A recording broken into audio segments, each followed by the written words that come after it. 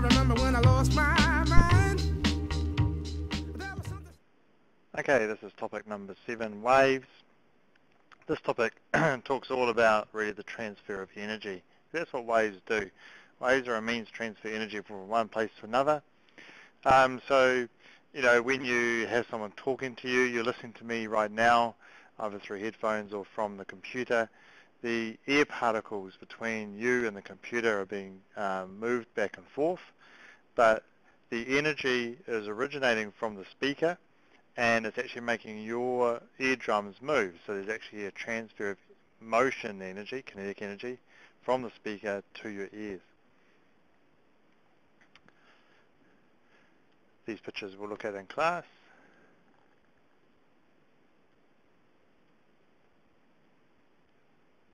Now, some definitions of waves. This is essentially what the waves topic's all about, is the basic understanding of waves.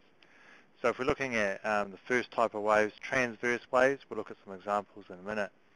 Essentially it's a wave. If you have a look here, you can see the, if you had a cork on top of this thing here, okay, the cork's motion would be up and down. Okay, so up and down is the motion of it. However, if the thing creating the waves was some sort of machine bobbing up and down, okay, so making the waves, and at this end you then had in a cork, this thing will start bobbing up and down, so we've transferred energy across this way. So a transverse wave is the particles move at right angles, so up and down like that at right angles, and the actual motion is perpendicular to that, okay, and it's straight across. So here's an example of transverse wave in animation here. So you can see the energy is sort of flowing across. You can see it drifting across over time, but the particles themselves, if you look at one particle, it's just going up and down on the same spot. This is another example. Let's get rid of that. Try again. There we go. And so you can see the particles are just going up and down, but the energy direction is across.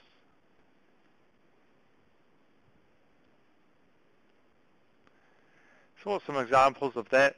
Well, usually you'd say the water waves, but generally it's only the surface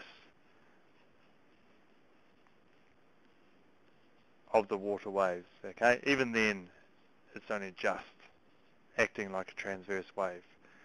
But the main one here is that all electromagnetic waves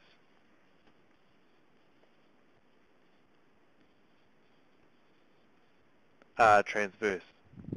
Should we use a nicer pen?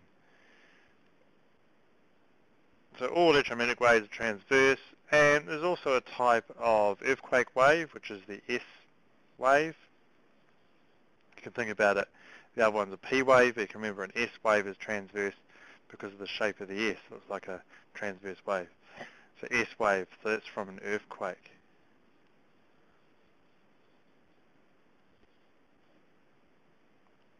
Okay, so there's three sort of types there. Electromagnetic, I mean, obviously that one covers visible light, microwaves. There's a whole lot of different types there. Longitudinal is a wave in which the displacements of the particles in the wave are on the direction of transfer of energy of the wave. So direction of travel, or energy, in this case, is that way. So going along. However, the particles also go in that same direction. So the particles, this particle here, will travel this way and then travel that way from a mean position. Okay, so the oscillation is back and forth over time. And you can see here where the particles have the greatest gap. So where there's the greatest gap, we have a refraction, okay? And where there's the smallest gap, we have a compression. Something else to remember too is the greatest pressure will be high at a compression and low at a rarefaction.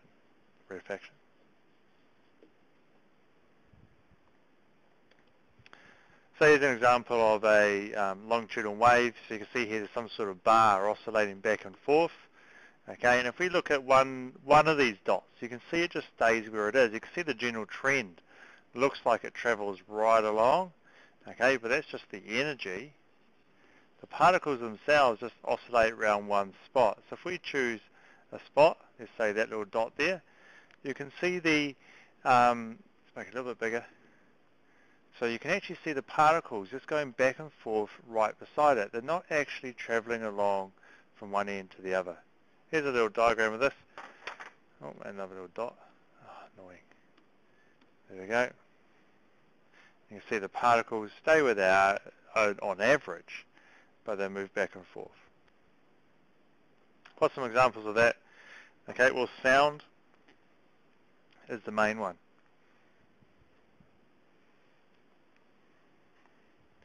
So sound is the main one. Okay. Ultrasound you can see there, but that's essentially just sound. Okay, that's how we get this image here. The compressions or refractions will come in, bounce off the baby and back out again, and you can measure distances, and so you know what's there. We look at that more in A2 physics. What else? There's an earthquake wave, which is the P wave.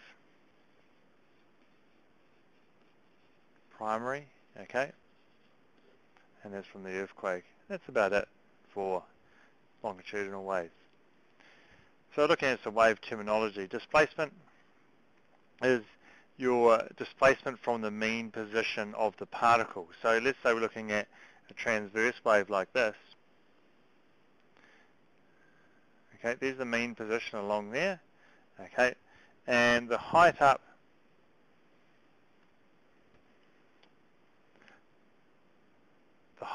and down is your displacement, okay, from this mean position.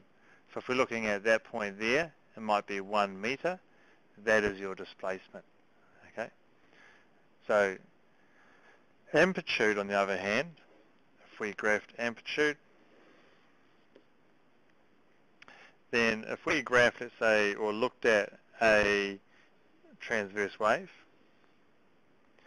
then amplitude is from the mean position, okay, or rest position, to the maximum displacement.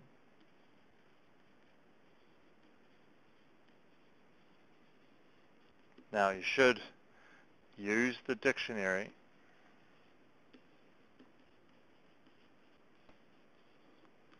to find the meanings of all these, okay? Just another note on displacement. If it was a longitudinal wave, let's say we had some particles like this, and they compress, and then they refract, and then compress, okay? If we knew that the mean position of this particle number 1 was there, then the distance changed, okay? S will be the displacement, okay? So how far horizontally from the mean position for longitudinal, how far up and down from the mean position for transverse. Wavelength, the shortest distance between 2 points on a progressive wave which are vibrating in phase, okay? Or another way of looking at it is if I look at this position here, the wavelength is the distance to the next position in the same motion. It can't be that one, okay? Because it is, the particle is moving, if there's a particle there, is moving in an opposite direction. So the next position is there. So that is a wavelength as well, okay? Once we look at phase later on, you might understand what it means. But essentially phase is the motion of the particle at that time. So if the things are in phase, then they're doing the same motion. Symbol, lambda. Unit, it's in meters, it's the distance. Period, the time taken to complete one oscillation in a vibrating system. Okay, so if you had a stopwatch, or like an alien. That's my stopwatch. Okay, and if you time a wave flowing past you, so you're standing here, so you're timing it, when does it go past that point?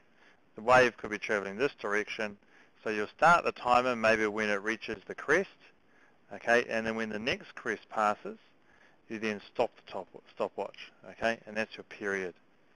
So what's the symbol? Capital T, symbol small s. Frequency is the number of oscillations per unit time. So before, for period, we measured the time for one oscillation there. Okay, how long did it take for that one oscillation to pass? Well, in this case, the timer is going to just time 1 second, and he's going to count how many crests go past.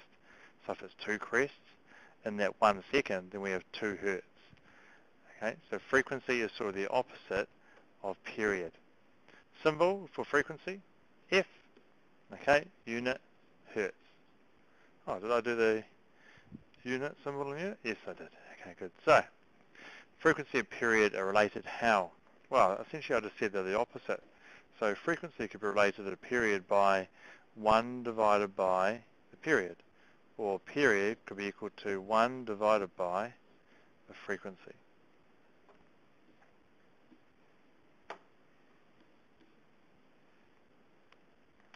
Speed is the speed at which the wave's energy is propagated along. Okay, what's that measured? Well, it's just the normal velocity in meters per second. Sometimes with waves, C can be used.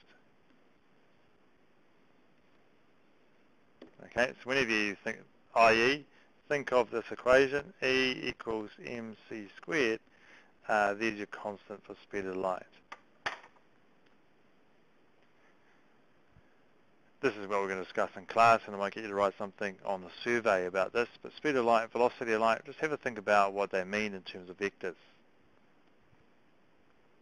Finding the speed of a wave, okay? Speed is a distance we've defined already as the wavelength. So speed, remember, is distance over time, okay? A distance we have defined, so we're looking for this value here in terms of a wave, and in this case, we've used wavelength already, okay? And it's measured in meters. We also know a time it takes for this one wavelength. So how long does it take for one wavelength to pass you? Okay, this is the period. So we're putting that in there. Okay, and so if we substitute these values into the equation,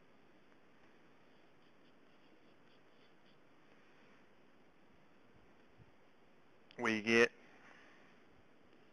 V equals your distance measurement and the time for that distance measurement.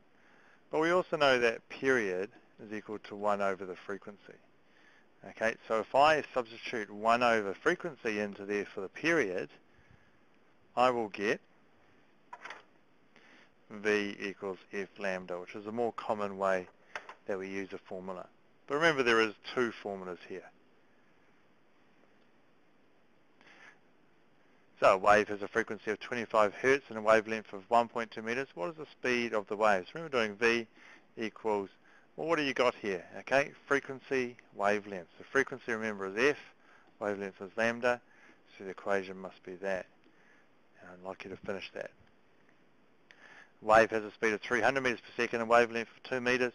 What is the frequency and the period of the wave? So we're trying to find both.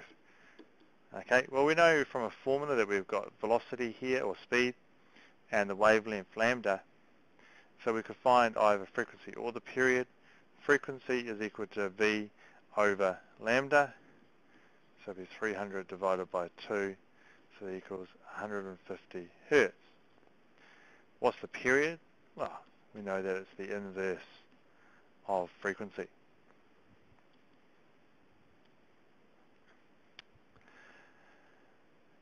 Here's a common exam question.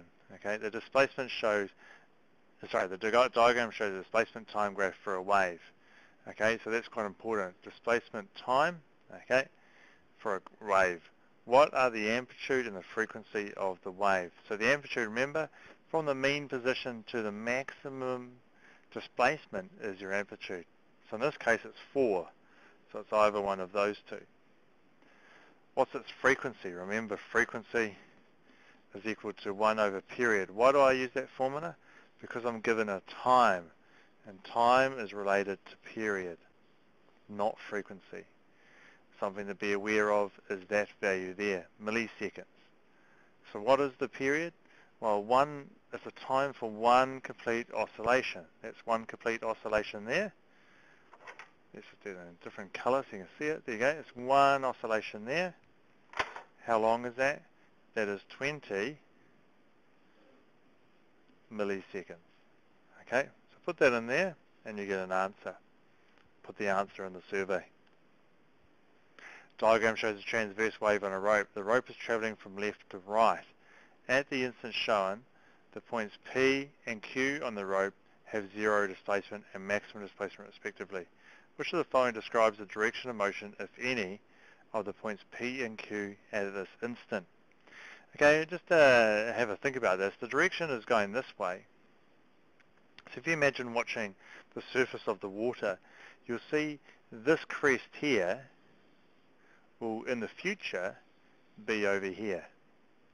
So in the future, the whole wave will move across to the right. Okay, so where will Q be? Q's gone to there, okay, in the future. But am I actually going to move Q? No.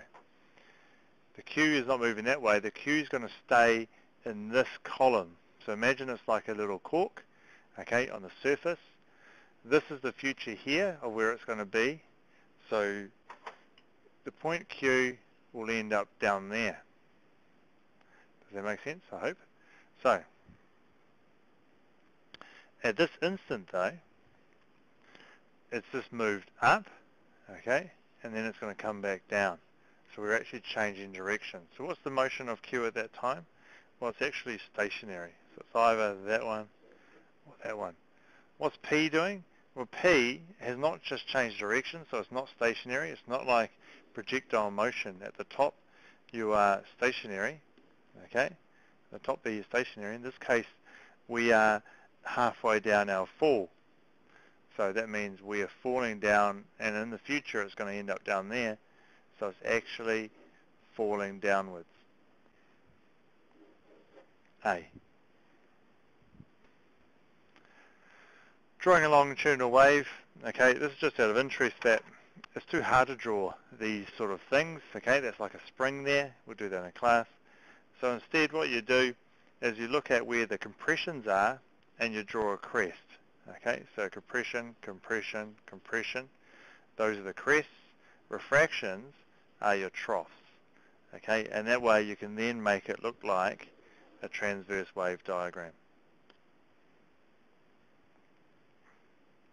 Okay, a displacement distance graph of a wave. Okay, so what we've got here is displacement and we have distance. Okay, so this could be distance in meters and this could be S in meters.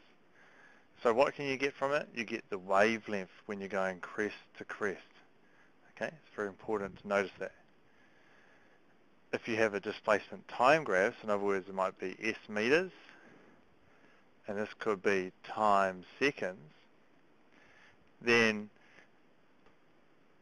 we can measure the period for one oscillation. And it says here a point, okay? So this is actually just watching a point go up and down, up and down, up and down over time.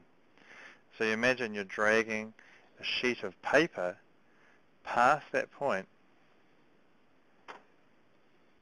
So you're dragging the paper along this way, and then it'll just leave a trail as you drag it along. Okay, so we're looking at just the one point. Waterways. We talked about waterways. The surface of waterways can almost be modelled as a transverse wave, but really there's something called Rayleigh waves. They travel around in circles. Okay, so the particles in the wave travel in a circular fashion. And you can almost see that. If the wave was getting shallow like here, it could still go around here. It's getting pushed up more vertical. It's running out of room. And there's a point here where as it goes around, there's actually not enough water to continue the motion, and that's when you start getting the sort of the barrel effect going. There's not enough water to be drawn back to keep the thing solid.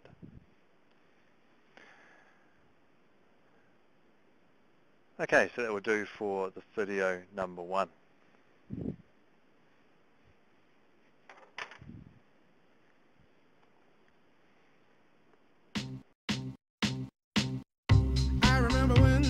I remember